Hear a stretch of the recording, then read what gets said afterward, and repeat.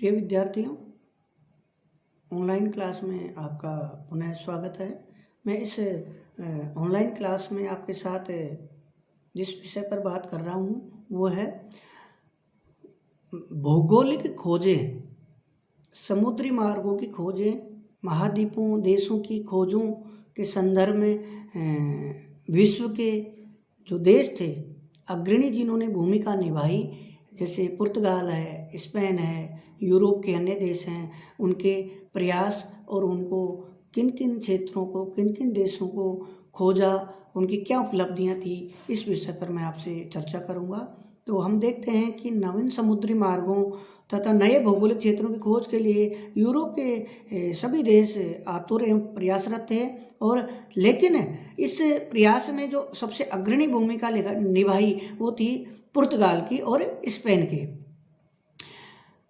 इन देशों में पुर्तगाल सबसे आगे था। इसका क्या कारण था? इसका सबसे प्रमुख कारण था, पहला कारण था, पुर्तगाल में अधिकांश उद्यमी सामुद्रिक कार्य जैसे मत्स्य पालन, जहाजरानी का कार्य, बंदरगाहों की व्यवस्था आदि से जुड़े हुए थे।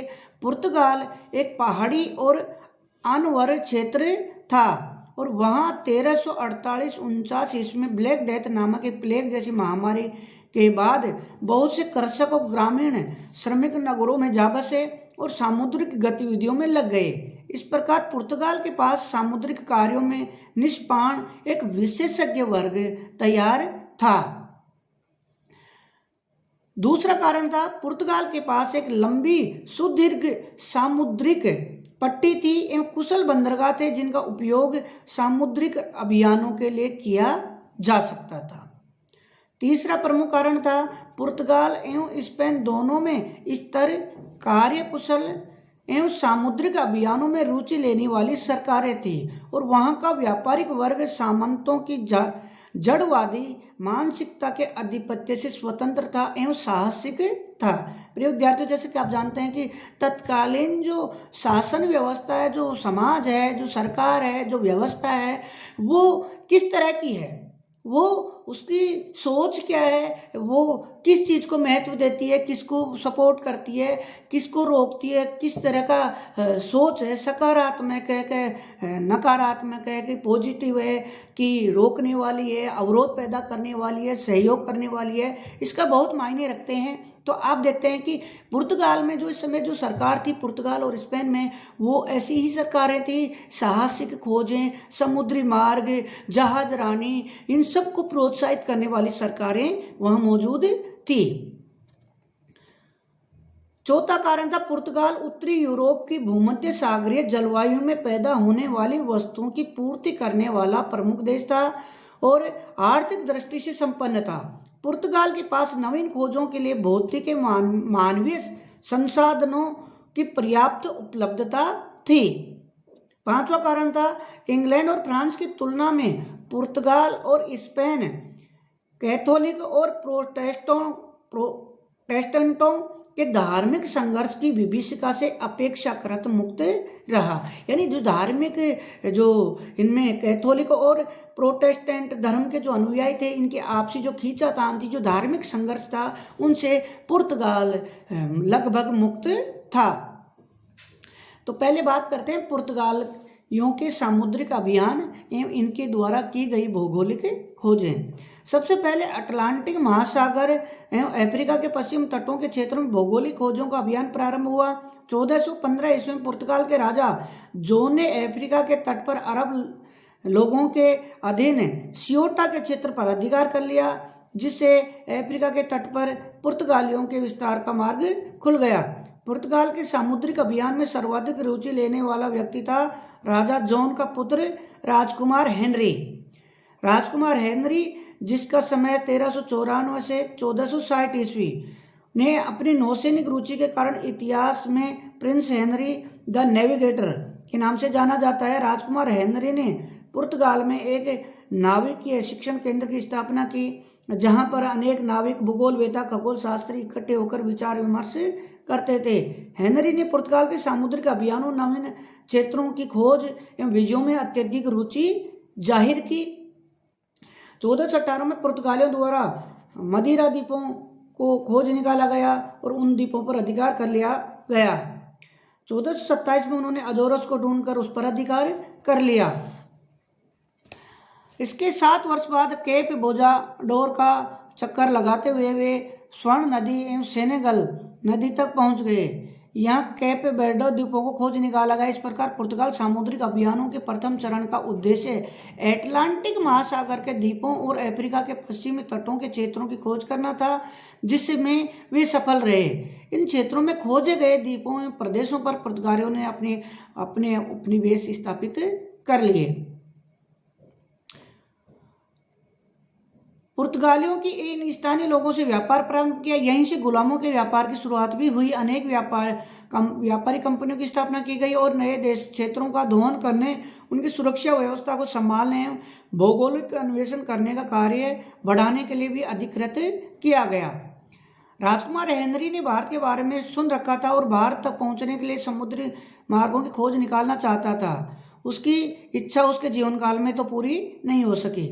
हेनरी के बारे में के बाद में बात करते हैं तो 1486 में पुर्तगाल के नाविक बार्थोलोम्यू डियाज ने एक महत्वपूर्ण खोज की। वह अफ्रीका के पश्चिम तट से किनारे किनारे दक्षिण की ओर चलता रहा।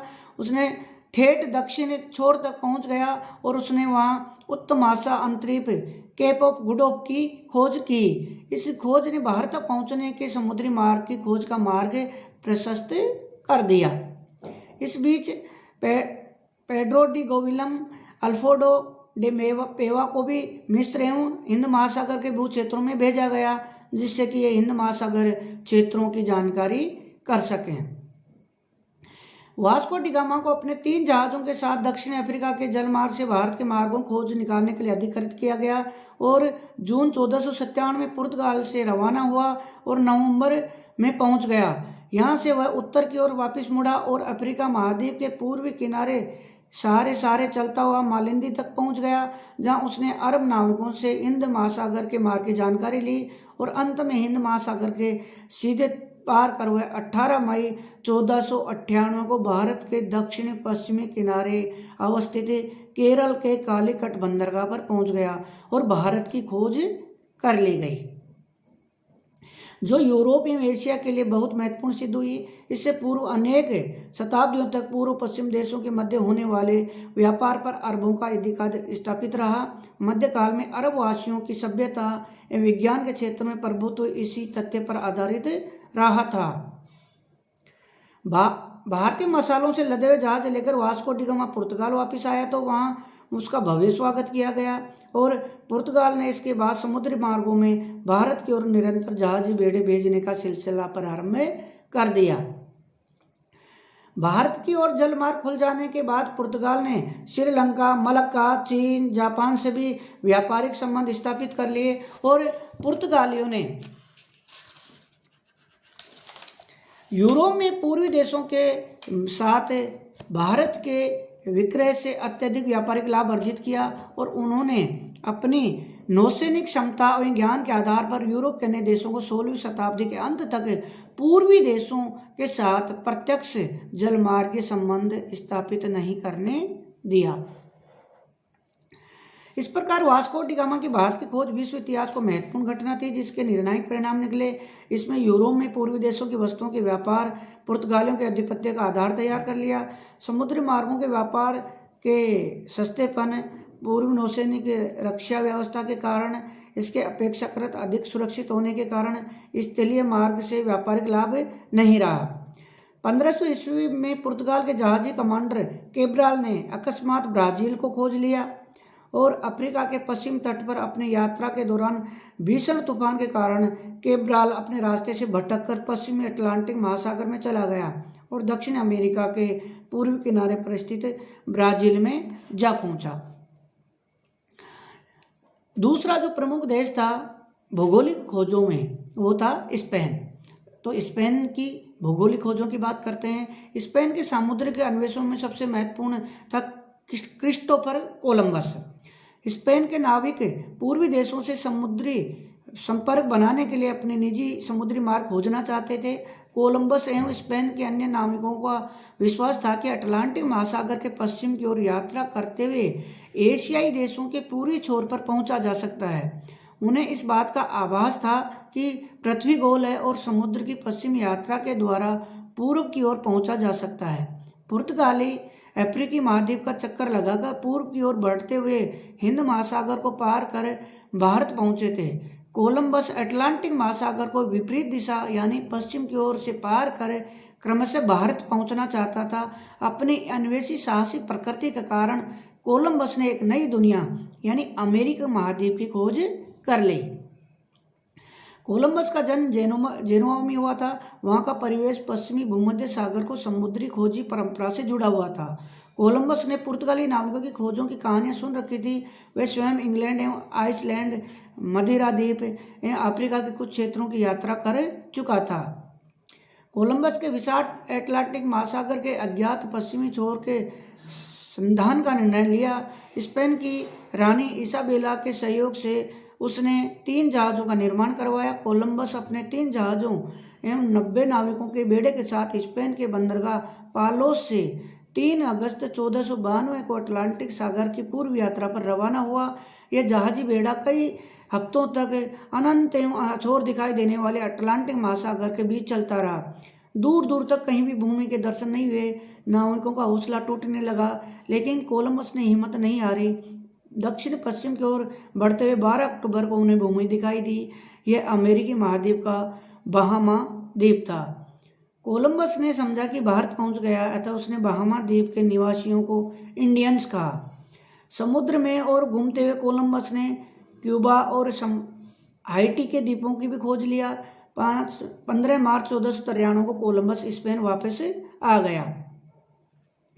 कोलंबस ने इसके बाद 3 और समुद्री यात्राएं की। 1492 में अमेरिकी महाद्वीप की खोज के बाद की गई पहली यात्रा में 1493 से 96 तक 17 जहाज़ों का बेड़ा था। इस यात्रा के दौरान उसने प्यूर्टो जमैका, कैरेबियन सागर आदि की खोज की। धन्यवाद।